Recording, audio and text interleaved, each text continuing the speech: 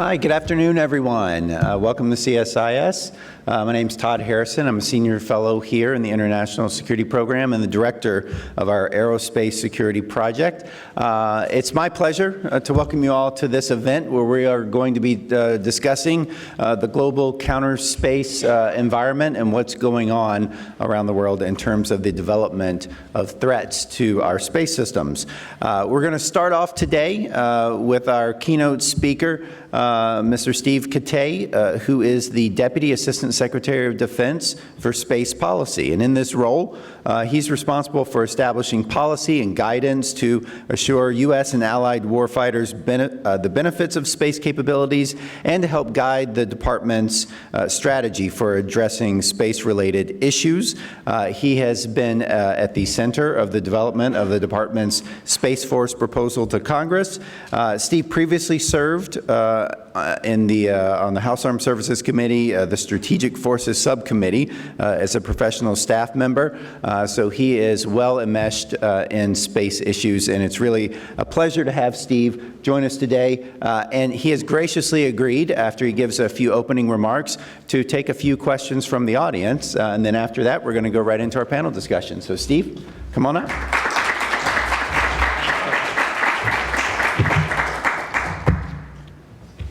Okay, good afternoon. It's great to be here with you all.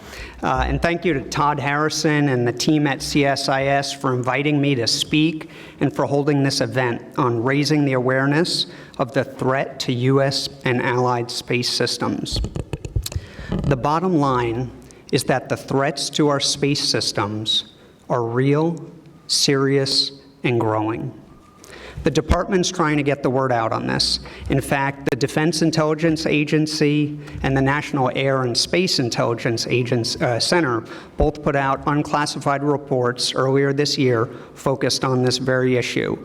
What was significant about these reports was the level of detail that was put in them. There's over 65 pages of information. I've got the reports here if people want to take a look at them. It was primarily focused on China and Russia, and it covers organization, doctrine, capabilities of their space and counterspace efforts. And I don't have copies for everyone, but Madeline on my team here, if you can wave your hand, has business cards that point to links to the electronic copies. And for those that are watching through the internet, if you Google Space Force proposal, you'll find the Space Force proposal as well as these associated documents on the DoD website. So let me very briefly highlight a few points on the threat. Both China and Russia have reorganized their militaries in 2015, emphasizing the importance of the space domain. China, in particular, led the world with the most number of launches last year. Both countries have developed robust and capable space services, including space-based intelligence, surveillance, and reconnaissance, and their capabilities provide their militaries with the ability to command and control their forces worldwide and enhance situational awareness, enabling them to monitor, track, and target U.S. and allied forces. Not only do Chinese and Russian military doctrine indicate they view space important to modern warfare, they view counterspace capabilities as a means to reduce U.S. and allied military effectiveness. Both states are developing systems that can achieve a range of reversible and irreversible effects, including jamming and cyberspace capabilities, directed energy weapons, on-orbit capabilities, and ground-based anti-satellite missiles. These are not just future threats. China has an operational ground-based anti-satellite missile today. So why do we care? We care because our soldiers, sailors, airmen, and Marines depend on space. Our national leadership depends on space.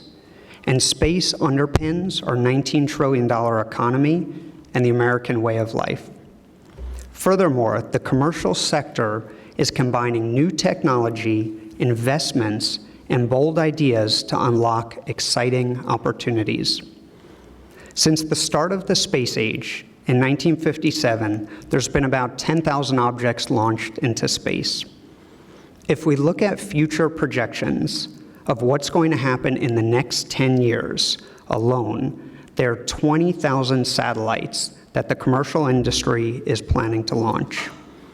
Now, we know that they won't necessarily all succeed, but if even half of them do, the next 10 years will double the number of satellites launched over the entire space age.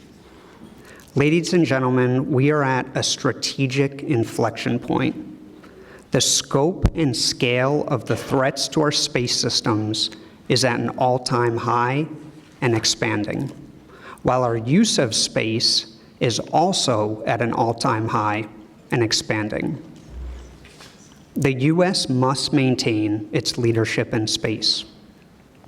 So what does this all mean for the Department of Defense? It means that we can't take our freedom in space for granted, that space is not a sanctuary. Said another way, in military terms, space superiority is something to be gained and maintained. The profound aspect, I believe, and if there's one thing I leave you all thinking about, is that actions in space, not just terrestrially, will directly affect the outcome of future conflict or crisis. This means that the Department of Defense cannot view space just as a support function. We have to transform our approach to space not only as a support function, but also as a warfighting domain in its own right. A domain where we must deter aggression, be prepared for competition, and be ready to defend against hostile actions should deterrence fail. Let me be clear about two items. The United States would prefer the space domain remain free from conflict. However, we must be prepared to meet and overcome any challenges that arise. Second, this is not space for space's sake. This is about life here on Earth. This is about protecting our freedoms and our way of life. Whereas General Dunford, United States Marine Corps, Chairman of the Joint Chiefs of Staff, recently stated in a hearing, quote, "We can generate all the squadron or battalion readiness we want. But if we're not capable of defending ourselves in space and taking full advantage of space, battalion and squadron readiness will amount to naught," end quote. This is why we need a space force now. The world is changing, and the military needs to change with it. Yes, this is a significant move. What we're proposing to Congress is a new armed force, something we haven't done in over 70 years. We believe that the time has come where we need to structurally posture ourselves consistent with the role of space in our national security and the importance for the future of our nation. So what does a military service do? A service allows us to elevate, unify, and focus our efforts on this unique domain. Elevate. A service will institutionally, not just subject to personalities, elevate space, with a Chief of Staff as a member on the Joint Chiefs of Staff and a dedicated undersecretary providing civilian leadership focused full-time on organizing, training, and equipping of our space forces and ensuring space is appropriately prioritized. Unify. A service will bring the fragmented elements together to ensure we integrate both at speed and at scale in an enterprise approach and have the authority, responsibility, and accountability clearly aligned. Focus. Space is as different from air as air is from land and land is from sea. A service will be responsible for developing the people, the culture, the doctrine of space power, and the capabilities both to enable the joint force and to deter and defend against threats in this domain. Now, it's critical that we take an approach that allows us to maximize warfighting capacity while minimize additional bureaucracy. And we've evaluated multiple options and have reviewed the work already done over the past decades on this topic by previous independent commissions and the GAO. This review led us to establish the Space Force within the Department of the Air Force, similar to the Marine Corps within the Department of the Navy. We believe this represents a relatively modest but prudent investment of less than 0.1% of the department's overall budget. Let me close with one of my favorite quotes. This is from Giulio Douhet, an Italian air marshal and air power theorist from the early 1900s, who stated, quote, "Victory smiles upon those who anticipate the character of war, not upon those who wait to adapt themselves after changes occur," end quote. The character of warfare is changing, and the time to adapt our approach is now. Thank you again to CSIS, the other panelists, and all of you for being here and your partnership at this extremely exciting time for our nation's space program.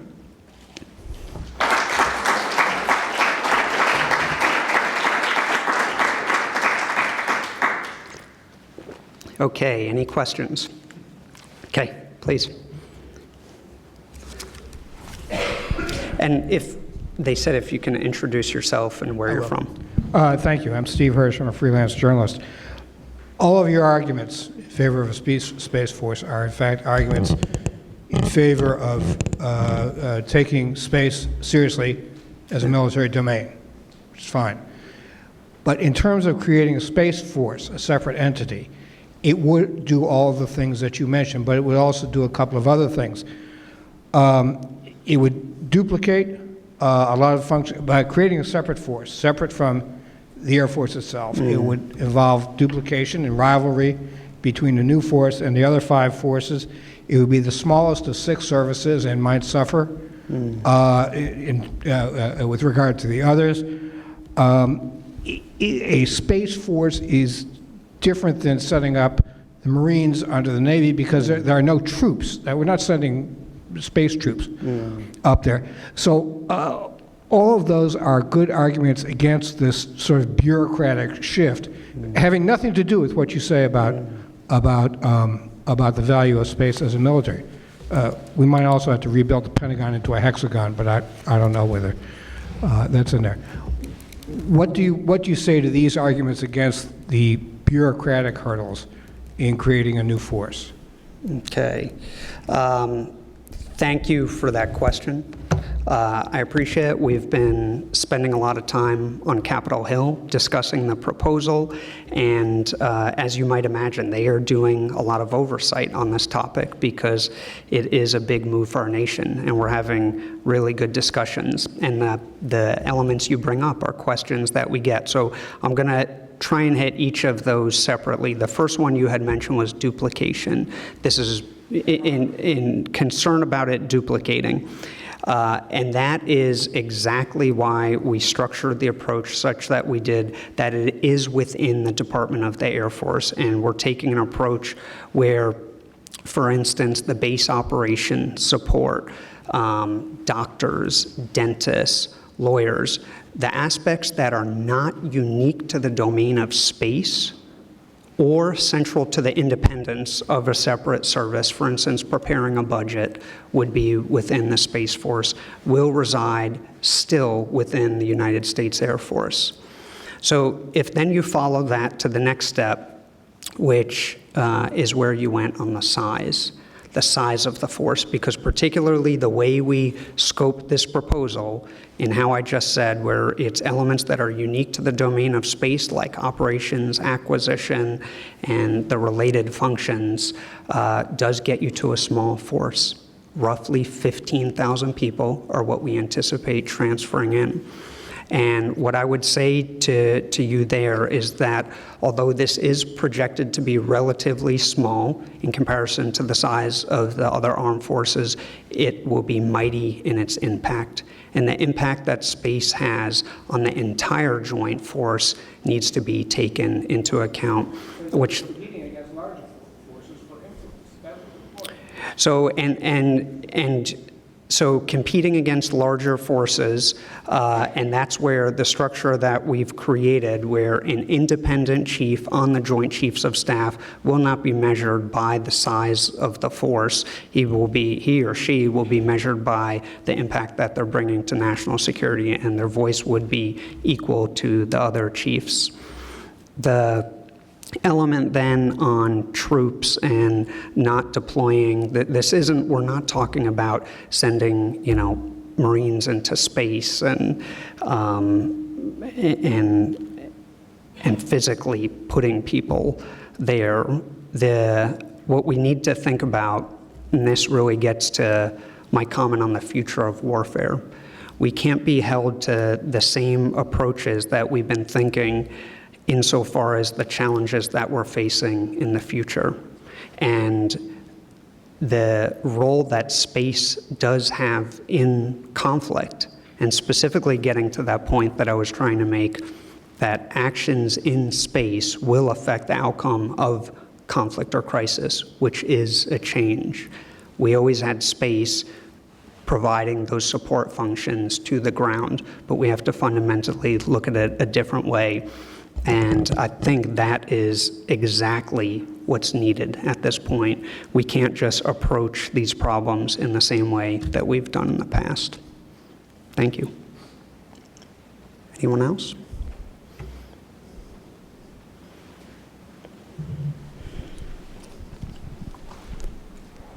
Hello, my name is Gentoku Toyoma. I'm a second-year graduate student at George Washington University. So since I'm Japanese, I have a question about International Space Corporation. Yeah. So like recently, U.S. military is emphasizing cooperation in space domain.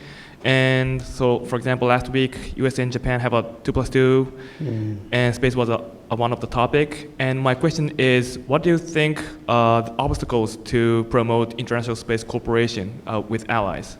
Yeah, thank you for that question. I didn't hit on that on my remarks, so I'm glad that you gave me the opportunity to speak about that. International space cooperation is essential to our way ahead, and fundamentally our approach to space in the Department of Defense is within the approach of the National Defense Strategy, which is guiding the rest of the department. And I'll just briefly mention that the 3 lines of effort in the National Defense Strategy are enhancing the lethality of our forces, strengthening our alliances and partnerships, and reforming the department. So this is a key effort, and just as we fight in our other domains, in coalitions and with our partners, we need to be side by side with our partners in space. There's a lot of activity that's going on there, in particular with Japan and our other close allies. I would mention that we have a variety of efforts that are going on that range from architectures to increasing the resilience of our architectures and doing that cooperatively. War games, we do the Schriever War Game each year, and we bring our allies into that, where we discuss what conflict extending into space would look like, and how would we respond, and how do we deter adversaries. And then the third area we spend a lot of time on is increasing the expertise and on the personnel and doing joint training. And the Air Force has opened up some new programs to our alliances. As far as obstacles, to get to your specific question there, it's a new way of doing business. Historically, a lot of activities in space were highly classified and was an approach where it made it difficult to share. So that is something that we've really been working to adjust to ensure that we can work with our partners more. Even this event in and of itself, talking about the threats to our space systems, I'd mentioned these 2 reports that were put out. That's our effort to really try and bring elements to a lower classification level, both so we can have discussions with the public as well as closer discussion with our allies.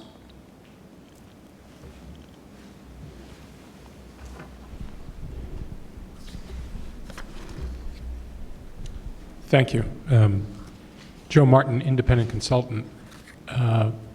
You mentioned that as a service chief, he will be or she will be evaluated based on the effectiveness of Space Force. How will the American public be able to judge the success of Space Force? Is there a milestone out there? Do you have plans? Do you have goals? Is there something out over the horizon for the American public to judge the success of Space Force? Thank you. Great question. So I would say I'd kind of put it in levels of detail insofar as that plan going forward and the ability for the American public to continue to stay engaged and be aware of it. The first major action, at least publicly, really codifying the activities in our approach was Space Policy Directive 4, which was signed by the President earlier this year, which outlined the establishment of the Space Force. After that, then the Department of Defense did provide a proposal to Congress, of which all of that detail was put online, and that's at the website that I had mentioned. If you Google Space Force proposal, you'll see it on the Department of Defense website. We have a strategic overview that really lays out for the public what our plans are, in addition to the 70 pages of legislation that we proposed to Congress. Then the next layer of activity is also happening now, where we have to be postured should Congress authorize this activity to really be ready to take it to the next step. The Air Force has the lead there. The Department of the Air Force, the Secretary, has designated a 2-star career general that's now leading that detailed planning to then lay out what these milestones look like. I would mention that we are taking a very phased and methodical approach to building the Space Force. If in our proposal, if approved by Congress, the first year starts with 200 people. And that's really establishing the headquarters, the leadership positions, and then after that, in subsequent years, would be when the existing forces start actually flowing into the Space Force to make sure that we take this really sequentially. Throughout that time, we will continue to work to share with the public what our plans are, and certainly, one way in a near term to also keep an eye on is the congressional action, because that's really the next step of where we're at, and that will be very public as well insofar as when they put out bills and it goes through the committee markup process and members bring amendments. That whole process is open to the public insofar as people seeing the legislation taking the next step, and insofar as the Senate Armed Services Committee, the House Armed Services Committee will do whatever legislation they do, and then it goes through the Senate and the House for votes, and then eventually it goes through a conference process. So each of those steps, which happens over a series of several months, will be publicly seen. Okay, so I'm going to hand it over now to the next panel. Again, thank you to CSIS, thank you to Secure World, and inviting me to be here, and looking forward to hearing the discussion.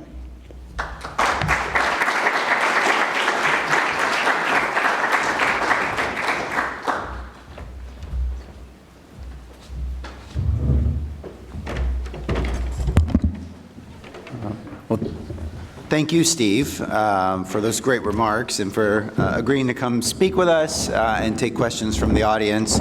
I'm pleased to be able to introduce this great panel of colleagues, experts in the field here of looking at counterspace technologies and capabilities of other countries and all around the world. So to my immediate left, Victoria Sampson from the Secure World Foundation, Caitlin Johnson, who's here with CSIS, Brian Whedon, also with the Secure World Foundation, and Thomas Roberts from here at CSIS. I'm going to see if my training here on how to use the clicker is going to work. Nope. All right, here we go. I went too far. So what we'll be talking about today are two reports that our think tanks each put out just recently, released them earlier this month. Not by coincidence, we released them on the same day. And they both look at counterspace capabilities. So the CSIS report, and for both of us, it's our second year of doing this. I think we're going to make them annual updates. We'll see how tired we get over the years. But there seem to be a lot of developments worthy of an annual update.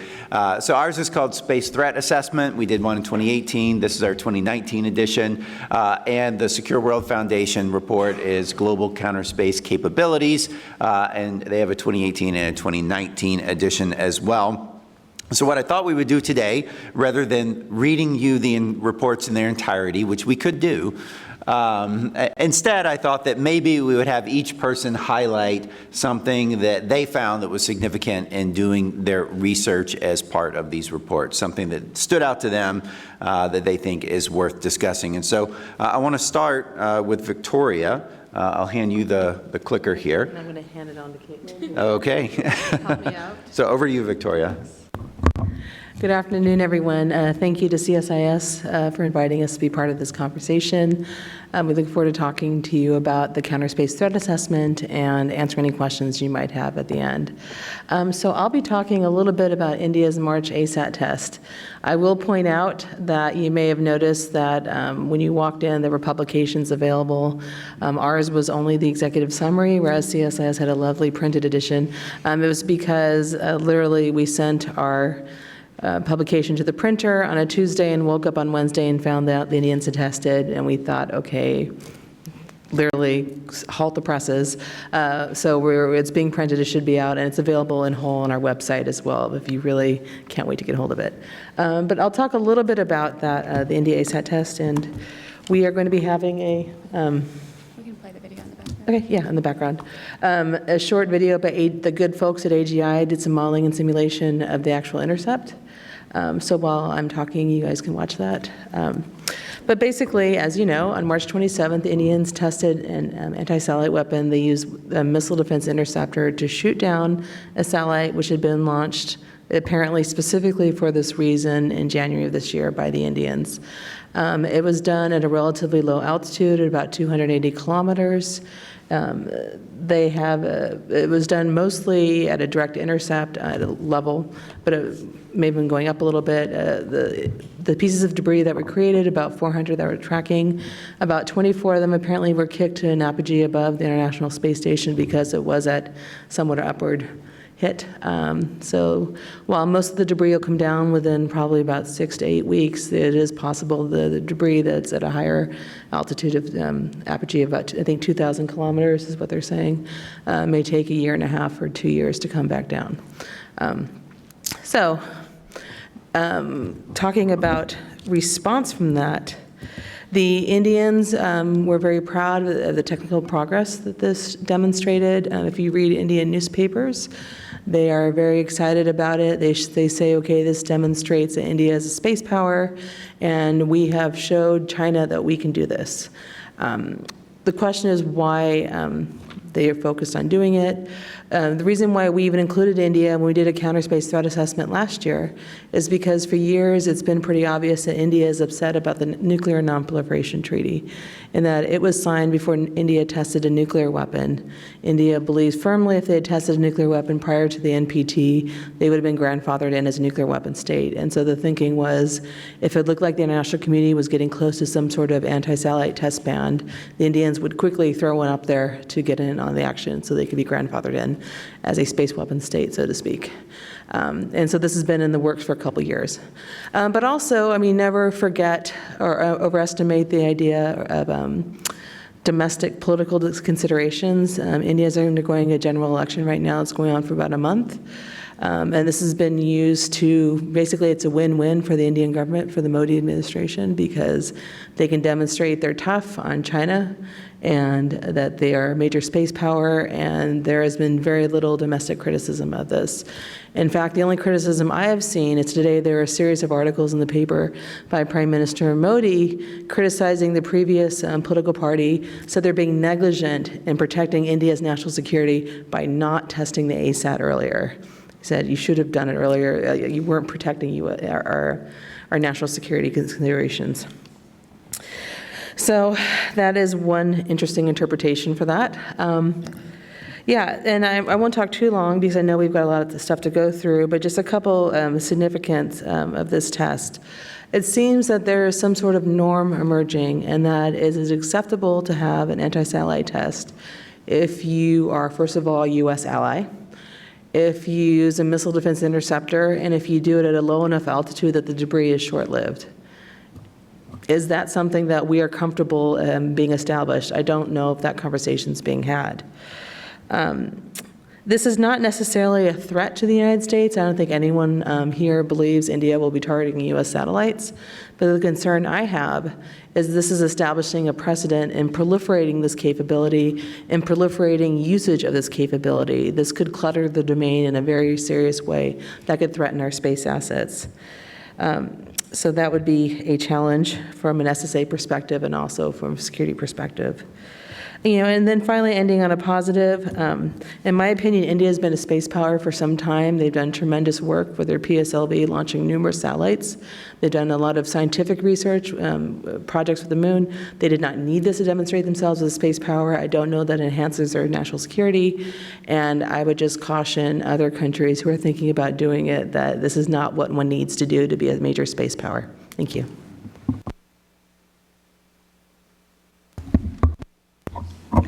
Hello, everyone. I am going to talk about some jamming equipment that China has placed in the Spratly Islands.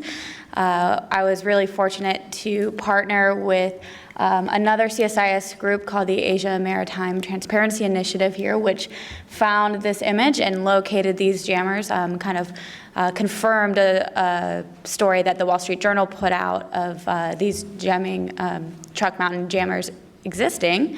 And so it's really great when we get to work internally within CSIS because, they found this and reported it and didn't quite understand the significance of it. So I'm here to talk a little bit about the significance of China openly moving their jamming equipment into the South China Sea and testing it to ensure that it's operational. And so this is an image of Mischief Reef, which is, again, one of the, in the Spratly Island chain. They have placed jamming equipment on a second island in the same chain, but this is the better picture. So China did this back around this time last year, April, May, and subsequently tested it. Vietnamese fishing boats reported loss of GPS in the area, and that's how we know that or we suspect that the system is operational, although they haven't outrightly tested it to our knowledge since then. As you all know, the South China Sea is a highly contested area at the moment, an kind of gray zone operational area, and jamming equipment really plays into this because there are no established norms of behavior. There's very limited response or ability to respond by the United States, by countries being affected like Vietnam, or by other nations operating in the area. So for China, this was a pretty slick move of being able to place these there and ensure their continued operations and ability to jam in the future. And with that, I'm going to hand it over to Brian. Thank you. So I just want to note that 2 years ago, we did a tabletops scenario exercise with CSIS, and part of the things we exercised was exactly this, the role of a GNSS jammer on an island in a disputed conflict zone. And so if you want to go see that report, had some interesting implications. We didn't call it China. Of course not, no, because it could have been one of several countries. So I'm going to focus on a category of activities instead of one specific one, and that would be rendezvous and proximity operations. Over the last several years, there's been a lot of news stories and a lot of emerging evidence of satellites in orbit, both in low Earth orbit and geostationary orbit, getting close to other satellites. And that ranges from countries doing demonstrations of a satellite getting close to their own satellite and demonstrating the ability to maintain that sort of close proximity operations, and also satellites getting close to other countries' satellites, most likely for intelligence and surveillance capabilities. I don't expect to be able to read this chart, but I just want to put it up here to show the number of incidents we've seen, again, largely over the last 10 years from the United States, Russia, and China, of experiments and demonstrations of this rendezvous and proximity operations capability. In our report, we have details on all these incidents that are happening. What we're seeing is, again, this technology is being developed, demonstrated, and possibly operationalized for a range of national security applications. As I said, the most likely near-term application is surveillance and inspections and intelligence collection, but it certainly could support everything from targeting of other types of counterspace capabilities to potentially even its own being used itself for offensive counterspace activities.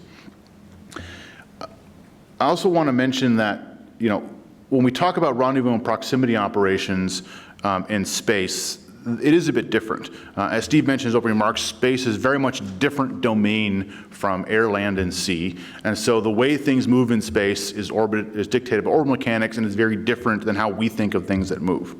So if you take a satellite that's in an orbit, and this is a notional geostationary satellite in a geostationary orbit. So it's 36,000 kilometers above the equator, and it takes 24 hours to go around the Earth once. I have a satellite that wants to do a proximity operation. Let's say I want to image that satellite and go all the way around it. So I put it in an orbit that is very similar, but just a little bit different, a little bit more eccentric, basically. And what happens, if you see on the left are the orbits around the Earth, and on the right are the two satellites relative to each other. And as they go around, you're basically going to see that one satellite appears to move around the other satellite, even though they're both still going around the Earth. That is the basics of just one type of rendezvous and proximity operation that happens, in this case, in the geostationary environment, to do some sort of an inspection or intelligence collection mission. A couple things I'll point out. One is that it does take 24 hours to go around the other satellite, relatively speaking. That's not something that happens very quickly. You don't just dive in and take 2 minutes of photos and dive back out again. This is dictated by orbital mechanics. They're both going around the Earth. It's just the relative motion happens to be one going around the other. The second thing is that there are unique aspects of this. Things like where the sun is that allows you to see the other satellite, but perhaps the other satellite not to see you. Other types of dynamics. Where in this orbit are you communicating with the ground stations? Where is the other person communicating with the ground stations? That are very important for doing this from national security context. That are probably not, they're very different things to think about than if you're coming at it from an air, a space, or a land background. So I just want to keep this in mind as we talk further about rendezvous and proximity operations and what it's like in space compared to elsewhere. The third thing I just want to mention is that there's a different kind of rendezvous and proximity operation that we've also seen, and that is satellites in the geostationary belt putting themselves next to another satellite. So in the geostationary belt, everything I said is going around the Earth pretty much in the same direction. Think of it like a circular racetrack. And satellites are usually put in a specific longitude relative to the equator to provide services over a certain part of the Earth.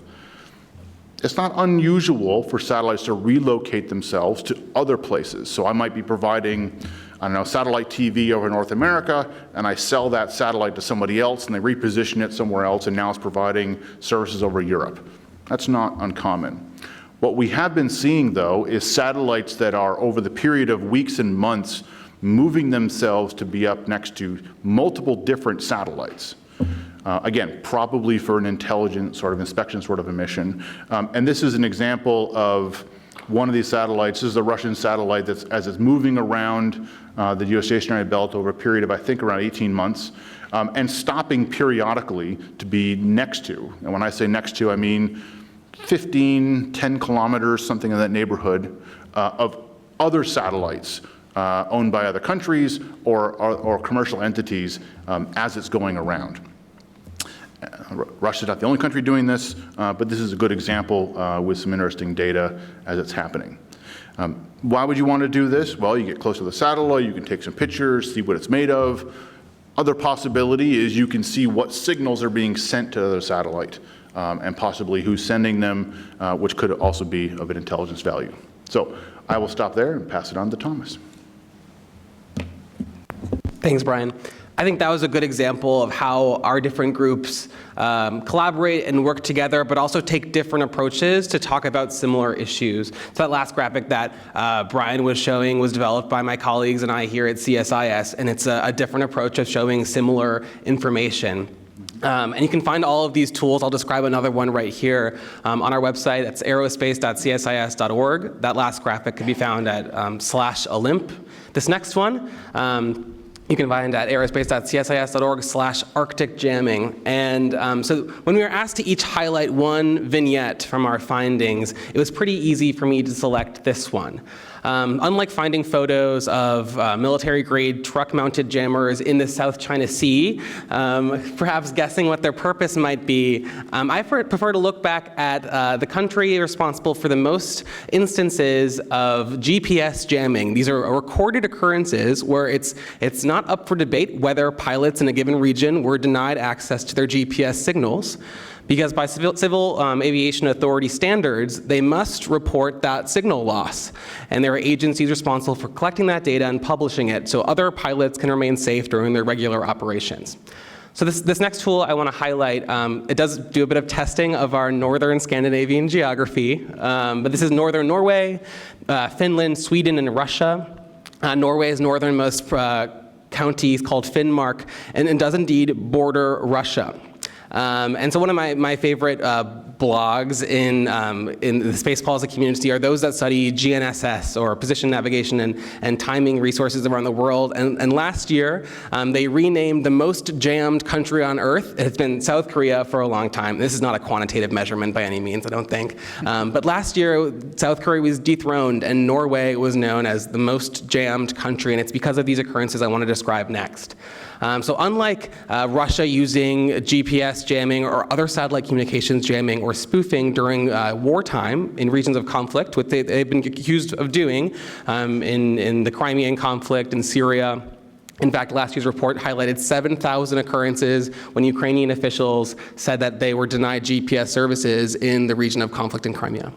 Unlike those times, in this region, we're looking at moments of peacetime, when Russia is not at war with Norway or Finland or Sweden, but nonetheless, since September 2017, these regions have experienced aggressive and consistent GPS jamming, and the Norwegian Civil Aviation Authority has formally blamed Russia, and other government bodies have done the same.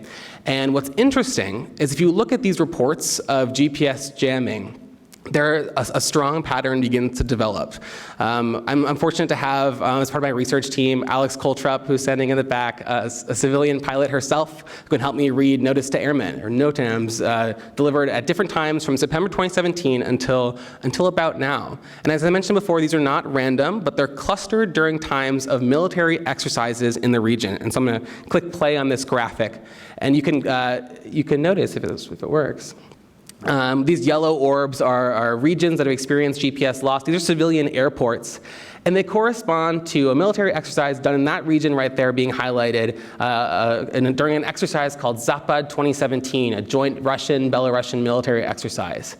But I also clustered a few other occurrences as well. In 2018, in the fall, Trident Juncture was a NATO exercise happening on the west coast of Norway, when civilian airports as well experienced GPS outages. And these are airports that supported Trident Juncture and also those that didn't. And then the last scenario we highlighted on this online tool, I think it should click next or perhaps not, is called Exercise Clockwork, which is a British helicopter exercise also on the western coast of Norway. And in each of these times, these occurrences were investigated by Norwegian authorities, in one case Swedish authorities as well, and measurements can be taken of where GPS signal losses are experienced not just at airports, not just at regions to and from airports, but in a designated investigation, typically done by helicopter, where measurements can be taken in the region about where a GPS signal loss could be coming from. And several reports noted that it's more likely than any region that the signal that is being used to jam these GPS signals is coming from Russia or just over the Russian border across Finnmark. And so what I like to highlight here is this is different than North Korea using GPS jamming services at the demilitarized zone against South Korea. This is different than Russia using it against Crimea or Syria. This is during peacetime. And I expect these measurements to continue happening, and I'd be curious to see if they're happening during continued military exercises. It is a bit odd to see 3 consecutive exercises from 3 different operators happening in the same region, but it's convenient to sort of prove a hypothesis in this case. But I'm sure to see it happening going forward in other regions as well. So thank you.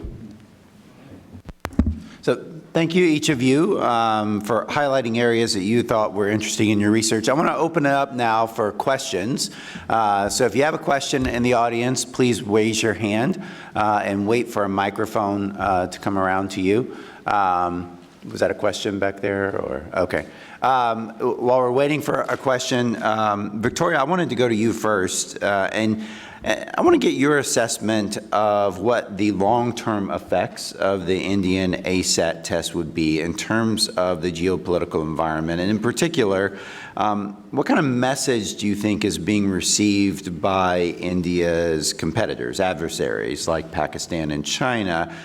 Do you think the Indian ASAT test is going to make China, for example, not pursue ASAT weapons, or to pursue them less, or to scale back its space ambitions, or do you think the opposite might actually happen? Well, that's the truly sad thing. India is very focused on what China's doing, what they're capable of, and what they're thinking about. China is like, we think there's a country named India. We don't really pay attention to them. Did they do a test? I will say that after the ASAT test was held, very few countries came out with any kind of critical statement about the test. China was one of them. Shockingly, Pakistan was another. Germany was another. NASA did, and then kind of backed up a little bit. I will say the U.S. State Department was very muted in their response, as were a lot of our European allies. So yeah, but I don't think China, I mean, the thing that really struck me is, a lot of the press in India, again, they're very excited, and they're saying, well, this shows we can deter China. Like, against what? Well, do you think the Chinese are going to be putting satellites at 300 kilometers that you can then shoot down, and then it's going to be critical to some sort of, conjunction over the Himalayas? Like, no, it's not.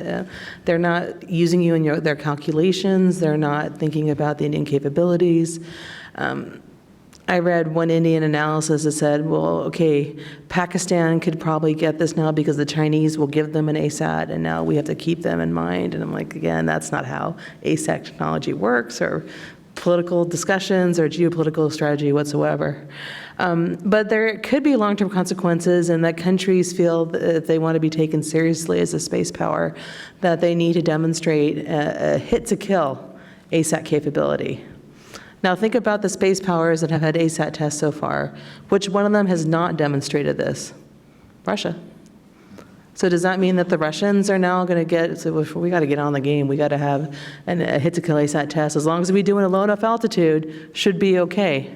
I mean, I really hope that's not what the takeaway is from this, but it is technically possible. And if you look at international discussions happening, there's nothing really preventing, from a legal standpoint, the Russians from doing this. So I guess keep an eye on this space. No pun intended. Okay.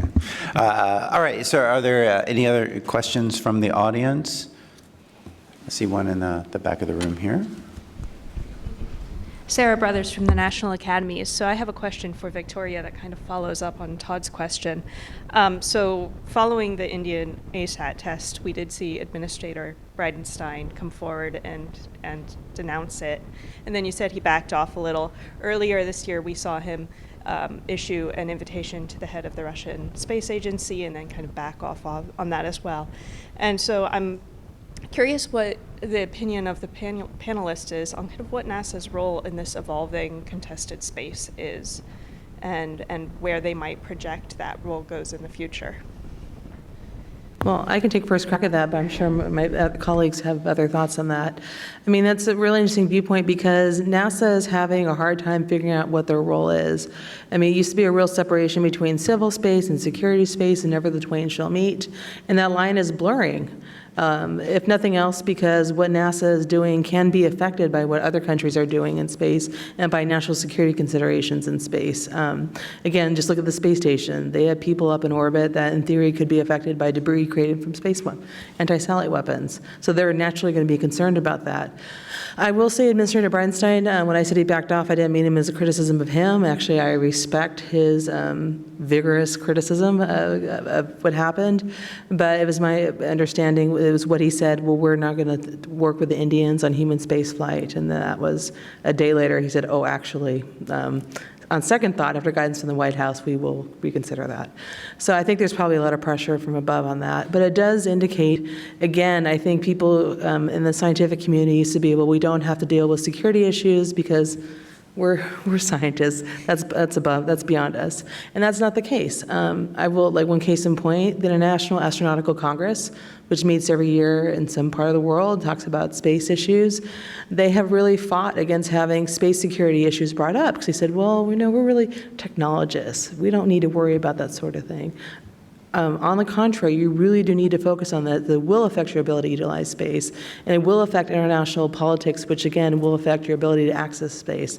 So I think it's part of how the overall domain is changing, and perhaps some of the older technocrats and scientists are not happy about it, but things are changing. You have to evolve with it. Hopefully they'll figure it out before the decision is made for them.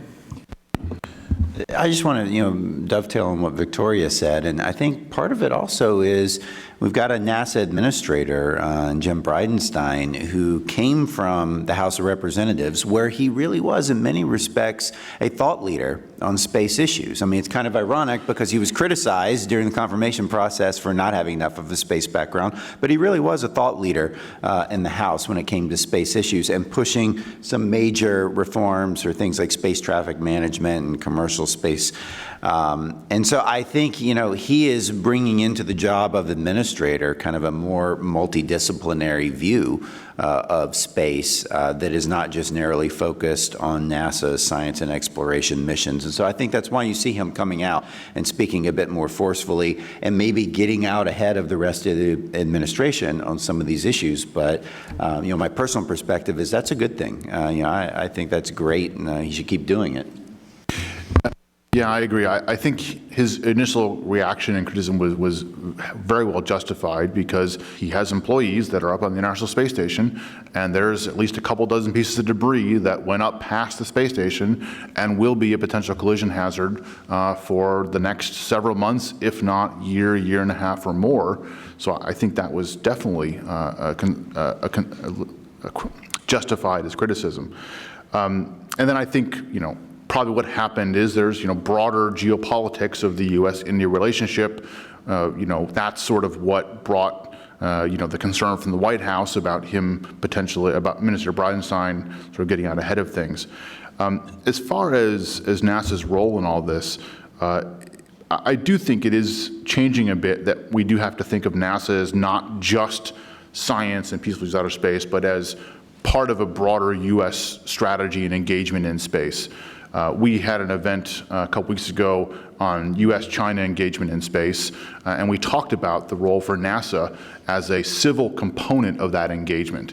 And we used the word engagement specifically because the U.S. and China are engaged in a long-term competition across multiple aspects of space. And that involves both military activities and engagement and probably civil space engagement. And we talked about the role of NASA in that going forward. And one of the big things that came out of that was the need for there to be, for the U.S. to come up with a holistic strategy of how it's going to engage with China across military, commercial, and civil space, and then figure out what the role is for NASA in that relationship. And that would probably go for other geopolitical relationships as well.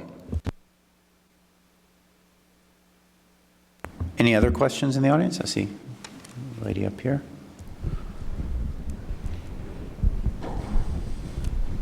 So, considering the concern that Victoria expressed earlier about India's ASAT test resulting in a proliferation of the capability around the world as people see that it's less criticized than they would have anticipated, do you see any kind of new treaty regime coming out of this, especially like with the development of jammer technology and all of the high-speed development in space technology we're seeing right now? Do you see any kind of treaty regime possibly taking over for the OST or building on it, forming? I could talk all day. Last time I get invited on panel here. So, I mean, in terms of a treaty regime, I don't know if necessarily there is an appetite internationally for doing some sort of international legal regime. I know the lawyers in the audience are wincing at that. But there are international negotiations and multilateral fora that can have non-legally binding and yet extremely helpful agreements that could be used in this case. I'm thinking specifically the United Nations Committee on Peaceful Uses of Outer Space put out long-term sustainability guidelines last year. They agreed to 21 ways in which to ensure that space is usable over the long term. ASAT testing was not one of them, but you have to start somewhere. And in my mind, something that I think 93 countries agreed to, including the United States, Russia, and China, is a good idea that there is some possibility for these international discussions. There was a UN organization, it's a small group called the Group of Governmental Experts, where they're assigned to discuss issues and then come up to consensus and give a recommendation to the Secretary General. They just wrapped up in March a meeting in Geneva looking at possible considerations and methods to do a treaty on prevention of arms race in outer space. They did not reach consensus on that, just because it is a difficult consideration. But the idea that's been slowly brewed about is whether there's some sort of benefit to have some sort of kinetic energy ASAT test ban or guidelines, maybe dial-it-back guidelines. This might be the impetus, because before we were working off, okay, the last test we had was in 2008 with the United States, USA 193 intercept. So, it was just kind of more theoretical, okay, maybe we need to have some sort of KE ASAT ban. And now we're like, oh, look, India just did it. Someone else might follow it. Maybe this is the thing that'll put the wheels in motion. So we shall see. Yeah, the short answer is no with a maybe. To build on what Victoria was saying, there's the international community that has long been focused on preventing an arms race in outer space and focused on weaponization of space. But the countries mainly driving that debate, Russia and China, they are defining that as weapons placed into orbit, which does not include ground-launched direct and ASAT weapons. And the U.S. and its allies have been critical of that, saying, look, you're not covering this ground-based anti-satellite weapons. Russia and China and a few other countries are pushing for a legally binding treaty. The U.S. and its allies are mainly pushing for non-legally binding transparency and confidence building measures. So there's a lot of discussions of this topic, but sort of as Victoria laid out, not a clear path forward.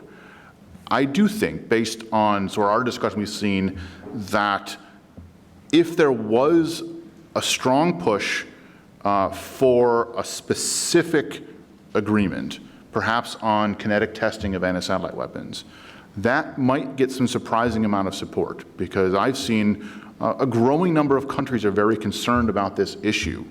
And I think if there was something focused on sort of a narrow issue like that broadly most people would agree, just blowing things up in space and creating more space debris is probably not a great thing to do, it probably could get some traction.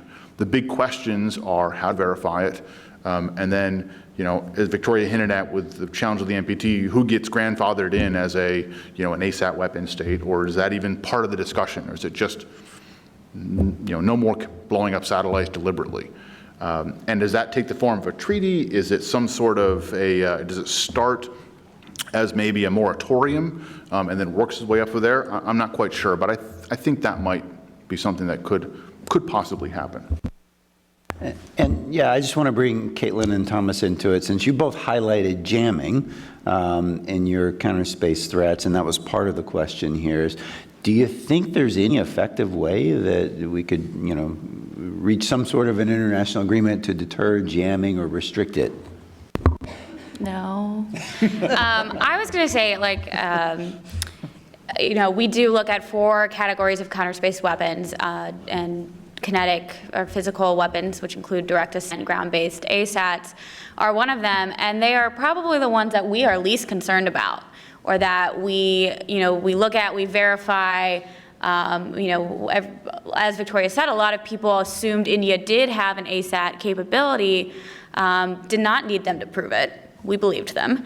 And so I think if there was a possibility for a treaty or regulation against counterspace weapons, as hard as it will be, direct ascent, kinetic, ground-based vehicles are probably the lowest hanging fruit, just because the other types of counterspace weapons are harder to attribute. They're harder to,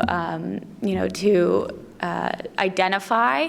There are strategic reasons why countries who do get jammed or blinded or dazzled might not want to admit that they have lost communication with their satellite. And that makes, that lack of transparency that these counterspace activities are happening not only makes our job harder, but also makes international discussions. What kind of weaknesses are you willing to admit, and what kind of capabilities are you willing to admit to? So I think direct ascent is the lowest that which would be effective, and I'm very supportive, but would be hard and the easiest. I'd add that the difficulty in defining anti-satellite weapons across the international community is not going to get any easier. The people on this stage took a stab at defining our own definitions and finding examples, and destroying a satellite on orbit is indisputably an anti-satellite weapon, but degrading the data that is transferred by those satellites or the means by which we use those satellites, not everyone would agree those are anti-satellite weapons. And I like to highlight, in the case of the only type of weapon we've seen used in conflict, jamming and spoofing, in some cases, the perpetrator, such as North Korea, would be happy to claim credit for that action, and they do. But in other cases, like in Russia, you'll hear repeated denials of these accusations, and a difficulty from those doing the accusing to prove that they're right. And so we're going to continue to see that, and the attribution issue that a few of my colleagues here have identified is, to me, what will be the most glaring problem going forward. So I see we're at the end of the time for the panel discussion, and so now we're going to transition to watch a short documentary film that we put together here at CSIS. So please join me as we're doing the transition to thank the panelists, and you guys can take your seats in the audience.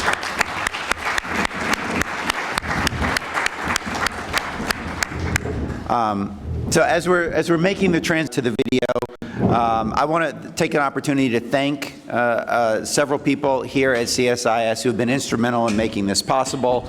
So in our space threat report that we published here, I want to thank Maddie Bergerthon and Alex Coltrup, who are our interns for our Aerospace Security Project here at CSIS. They're very instrumental in helping with our research. And if you note at the back of the report, there's over 300 footnotes. It just shows how much research went into it. And imagine formatting all of those footnotes. That's a lot of work. And Caroline Abminabar did all of the report layout for us. Jackie, Lisa Luncheon did a lot of the online interactive tools that you can find on our website. Emily Tymeier and Tucker Harris did a lot of the graphics and web design. And Rebecca Shirazi, who leads our iLab part of CSIS, was great in managing all of this through the process. And for the video that you're about to watch here, I want to especially thank Yumi Arkai, for leading the production team on this. She did a wonderful job. Alex, again, helped with a lot of the research and the editing for this. Francis Burkham did wonderful animations that you'll see in the video. Paul and Ribka and Caroline all helped with the production support. And I also want to thank all the guests that you'll see appear in the video, some of whom have been in the room today, and some of whom, like Steve, make a cameo appearance, even though he was not interviewed. He still shows up, so keep an eye out for that. After the video, please join us out here in the lobby area, and we're going to have a little reception where everybody can meet and greet. And if you have any other questions for any of the panelists, you can feel free to corner them out there and ask as many as you want. So, without further ado, present our video, Commanding Space, the Space Force.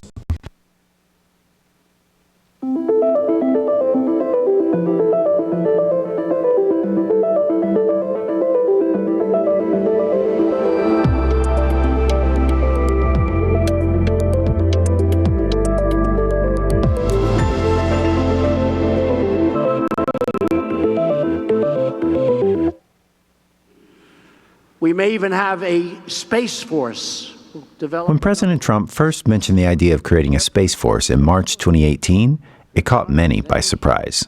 You know, I was saying it the other day because we're doing a tremendous amount of work in space. A new force, we'll call it the Space Force. And I was not really serious. And then I said, what a great idea. Maybe we'll have to do that.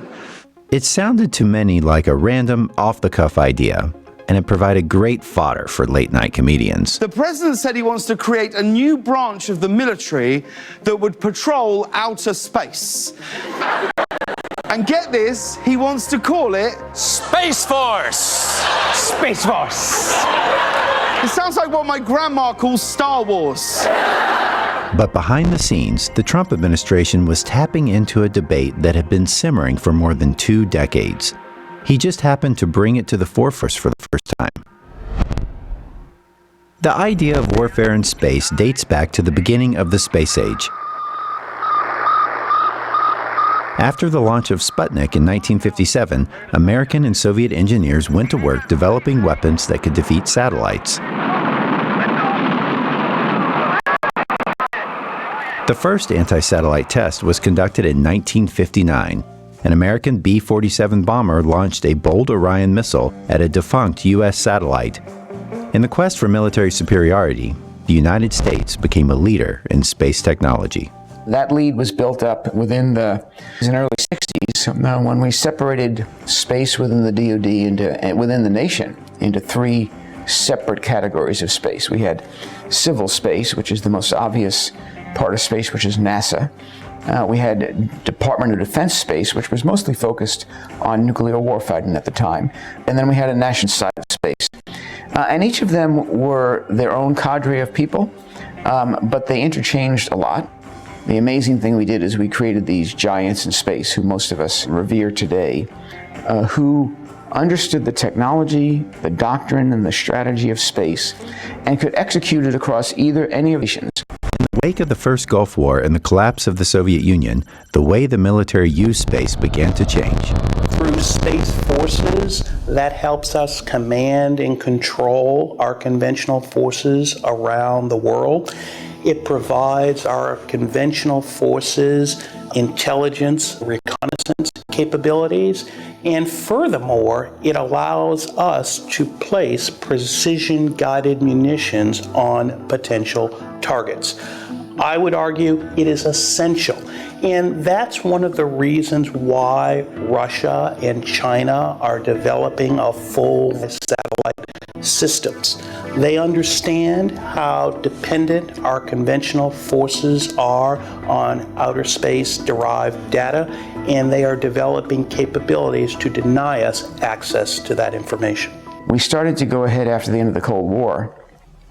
We lost that singular focus in the Office of Secretary of Defense. We put in place personnel structures within our Department of Defense space activities that actually inhibited the kind of growth that we had early in the space age. Congress became concerned about how the national security space enterprise was organized to meet these new challenges, and some began discussing service might be necessary.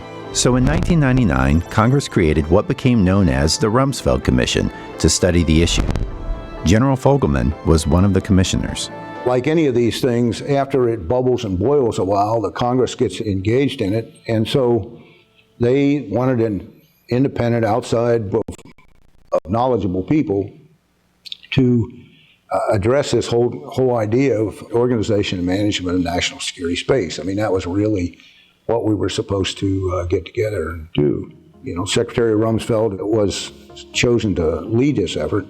Congress tasked the commission with assessing the establishing an independent military department for space and a Space Corps within the Air Force. They also addressed this issue about whether or not the Air Force was capable of fostering the development, the professional development of the human beings that are involved in space, and whether the Air Force really fostering the growth of doctrine and concepts and tactics, techniques, and procedures and other things. In January 2001, the Rumsfeld Commission issued its final report to Congress. We pretty well came down, I think, on the idea that in a not too distant future we may have, but it'll probably be like the Marine-Navy relationship with the Air Force. That was about as far as the Rumsfeld Commission was, kind of willing to go with the thing. Then 9/11 happened, and so I think the focus on the recommendations coming out of the Rumsfeld Commission were just kind of locked. Years for the Air Force to take appropriate action on its own. It really looked like the Pentagon was going backwards, because ironically enough, the Pentagon had a space command from about 1985 to 2002. Then in the Iraq and Afghan wars, we started not paying as much attention to. In 2006, Congress ordered a new independent review of the National Security Space Enterprise, what became known as the Allard Commission. But before the commission had finished its work, China shocked the world with an unannounced destructive anti-satellite test in January 2007. As a result of that test, there have been incidents where pieces of debris from that test have come close to China's own satellite, putting their satellite at risk. The timelines in space are very short. It's very difficult to know when something went wrong, why it went wrong. Nations like China started launching ASAT missile, virtually any satellite above our heads, and we just sat on our hands. In fact, we allowed space R&D budgets to go down. So what Russia and China are doing, it's not like they're doing things we cannot do. It's just the fact that they are now doing it.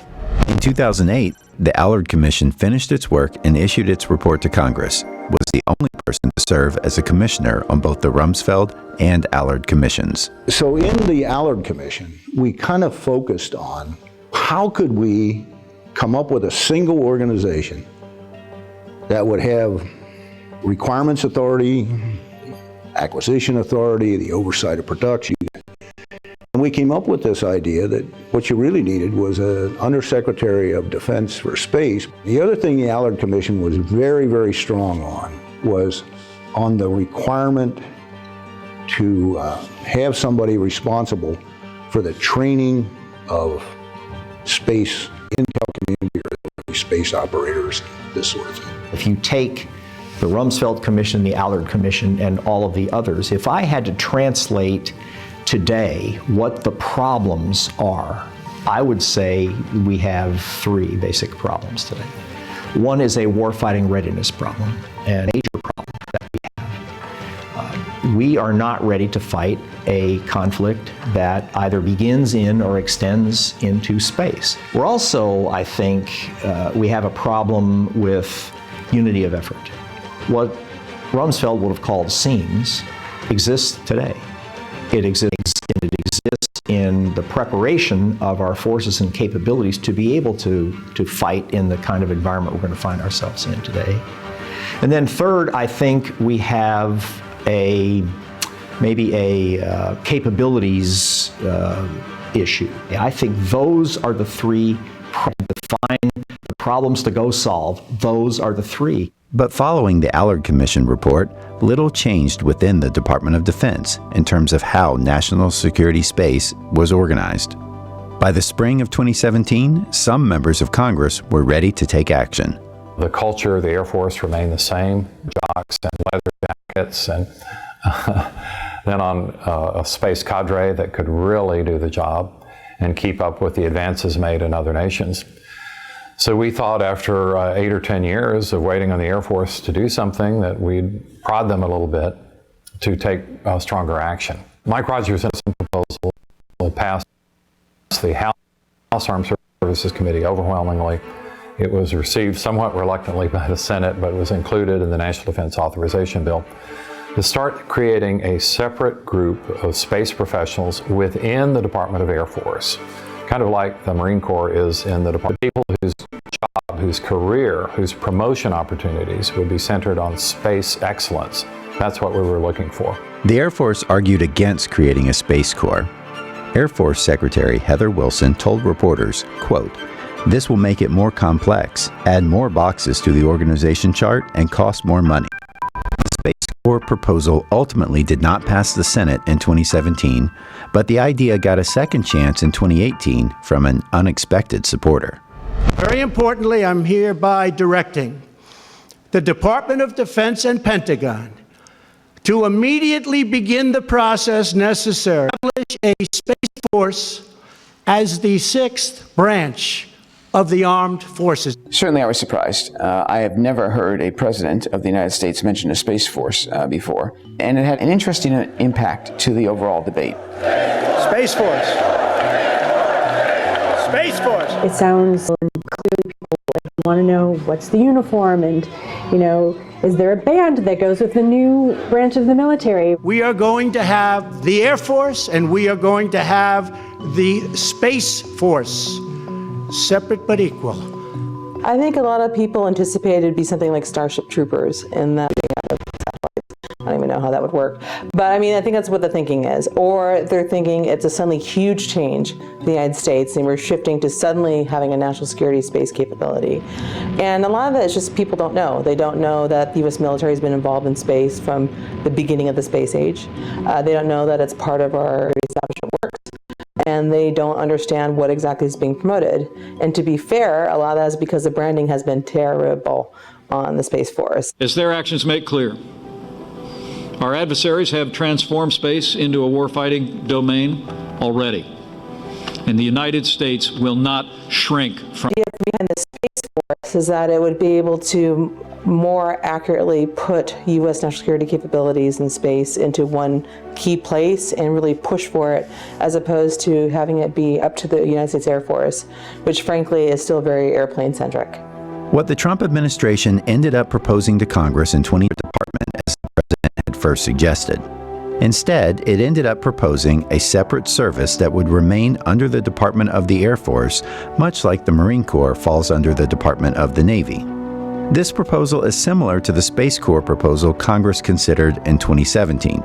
Importantly, the Space Force would not or activities from the National Reconnaissance Office or other intelligence agencies. The military, Congress, and outside experts remain divided on the best way to proceed. We've been chasing something for well over 20 years in space organizationally that I think does not have an organizational solution. I believe space missions remain with the Air Force. Changes have to be made. I could embrace a Space Corps if it was structured correctly. I'm not sure that the Marine Corps model is exactly right. So I used to say, today we are an Air and Space Force, and we will eventually become a Space and Air Force.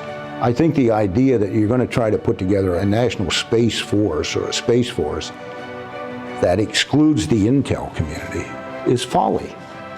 You can't do that. I just don't think you can do that. We should not be making decisions on the fly. Carry that assignment out, I would be very greatly honored also. Where's General Dunford? General? Got it? Let's go get it, General.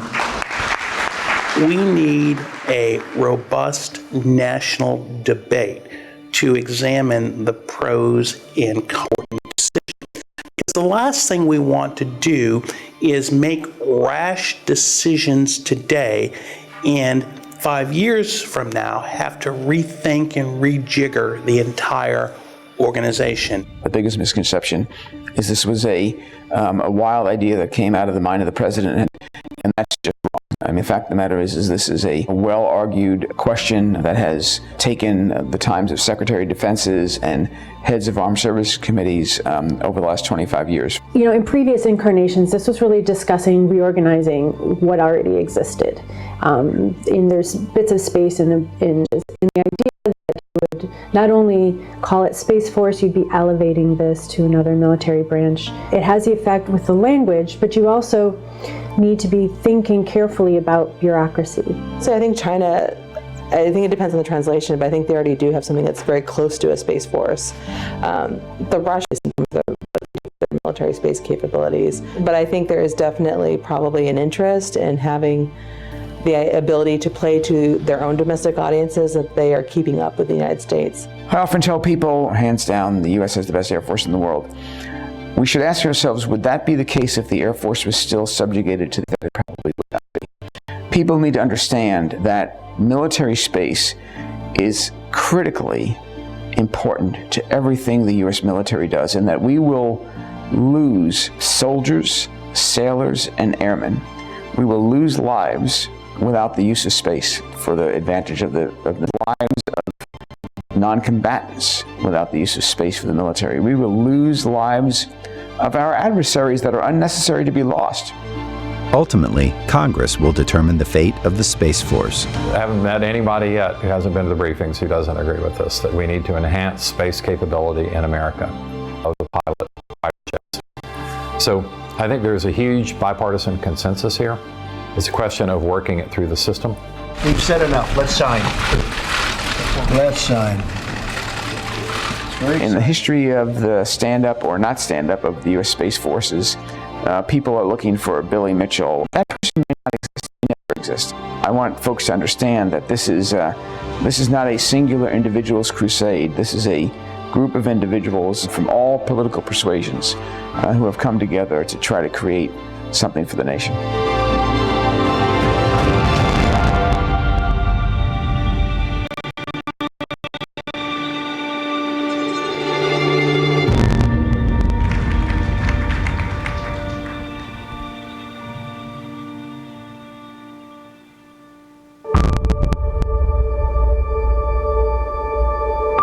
Hi, everyone. Thanks again for joining us. Our reception is just across the gallery space.